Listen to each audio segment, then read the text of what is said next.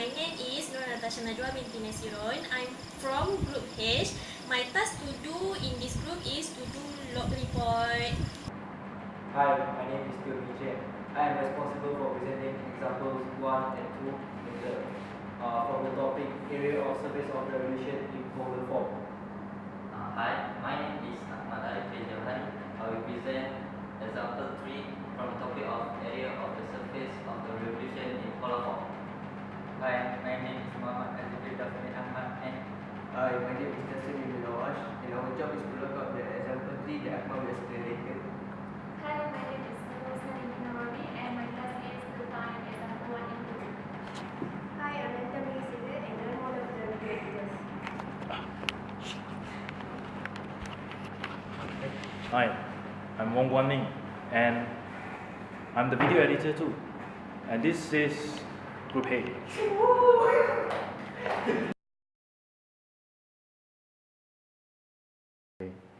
So let's look at the first example. We have r in terms of constant radius r and evaluating from negative 90 degrees to 90 degrees, and we rotate it, revolve it around the y-axis, which is theta equals pi over 2. So first we take the r square and the derivative square and square root it, we get only r since r prime is 0.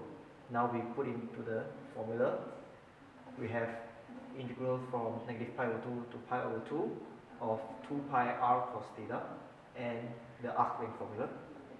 And from here we already know that this is r, so substituting r, pulling out the constants, we have this sy equals 2 pi r squared integral cos theta d theta, and this is simple to evaluate. S of y is equals to 2 pi r squared sine of theta from negative pi over 2 to pi over 2. Substituting the values, we get 2 pi r squared multiplied by 2, so we get 4 pi r squared. This is expected since you have a constant radius revolving around the y-axis, which you get a surface area of the sphere, and surface area of the sphere is exactly 4 pi r squared. 0 to pi, and we rotate it to about the polar axis, means the x-axis. So first we take r squared and r prime squared. R squared is just simply sine squared theta, and r prime squared is cos squared theta. So if we find the arc length, we get sine squared theta plus cos squared theta square root, which is 1. Now we take the formula for revolving about the x-axis. We have integral of 0 to pi, 2 pi r sine theta, and the arc length formula. And from we already know the arc length formula is 1, and r is sine theta, so here becomes sine squared theta d theta. Pull out the constants, and we know sine squared theta is 1 minus cos 2 theta over 2 by the trigonometric identities, so we can substitute that, and these two cancels each other out. We have pi times this integral, and this integral is easy to evaluate. It's just this will become theta and this will become half sine 2 theta, and then we can insert the limits. We get pi multiplied by pi minus 0, which is pi squared unit squared. Okay, next I will explain about example 3, which is r equal to x cos theta, and the theta is within 0 until pi over 2 and revolving at x-axis. So we have to the formula is this 2 pi r sin theta because of x-axis. So first we have to do is we need to find the r square and the derivative of r.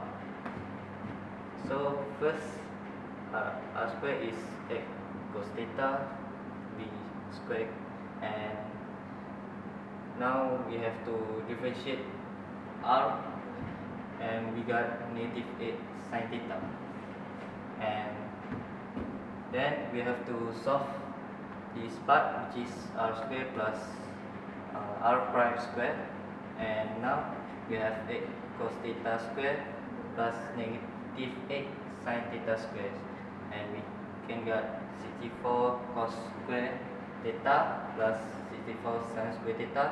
So we can factorize 64. So we got 64 times cos square theta plus sin square theta, which is equal to 1. So we got 64 equal to 8. So now we have to solve this. So we have to substitute into the formula, which is 2 pi r is 8 cos theta sin theta, and this is 8 that we got just now, d theta. So I take out x times x, which is 64 pi to make constant, and we have 2 cos theta sin theta, which is with identity we can get sin to theta. So we just have to integrate this term sin to theta, and we can get negative cos to theta over 2.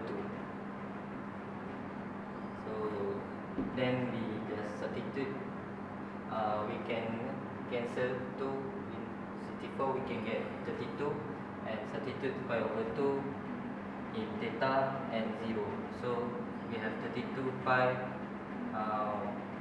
times 1 plus 1, which is 2. So 32 times 2, we got 64 pi unit squared. So that's all.